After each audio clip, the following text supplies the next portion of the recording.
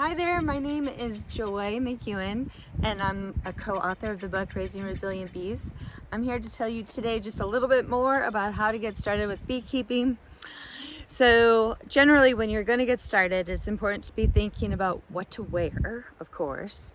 And anytime you're going to go out to a hive, you got to have some type of veil on. So probably my favorite is a tie-on veil, and it's just like real cute. Otherwise you could have like a jacket or a full suit. And so that just kind of depends on how much protection you want, but you definitely want to have some protection because you will get stung.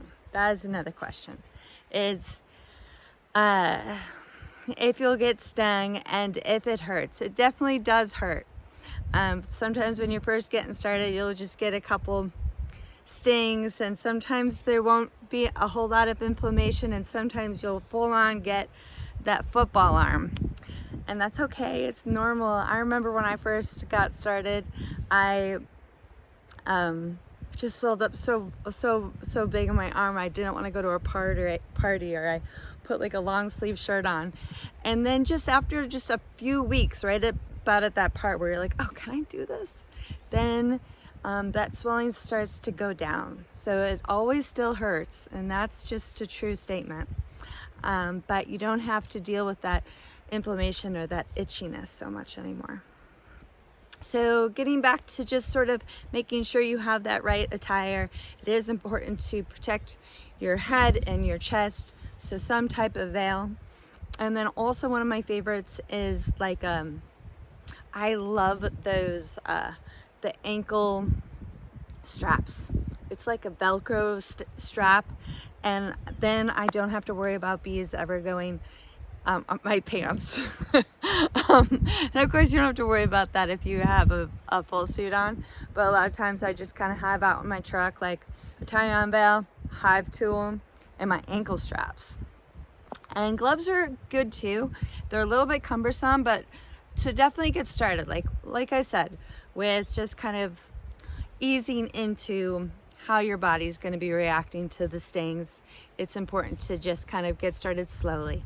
So I definitely would recommend the gloves as well, or even those real thin nitrile gloves. People like to use those as well.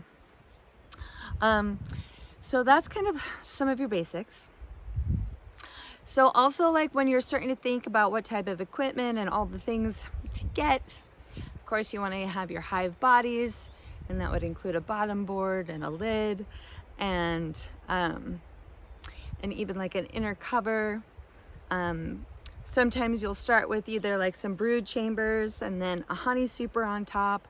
And if you read our book Raising Resilient Bees, we use a single size box, and that tends to be a Western shallow or a medium size, and then ours are 8 frame, and some people use 10 frames, but we like 8 because they're just a whole lot more maneuverable for the beekeeper.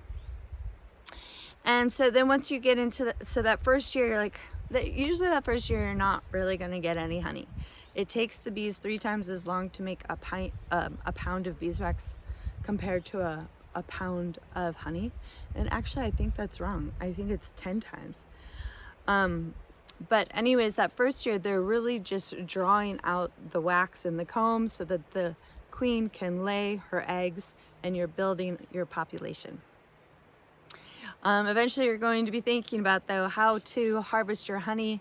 And again, I would encourage you to chit chat with your local bee club, because like ours in Southern Oregon, we have a community one. So everybody doesn't have to buy their own extractor, but that's generally just like a big centrifuge.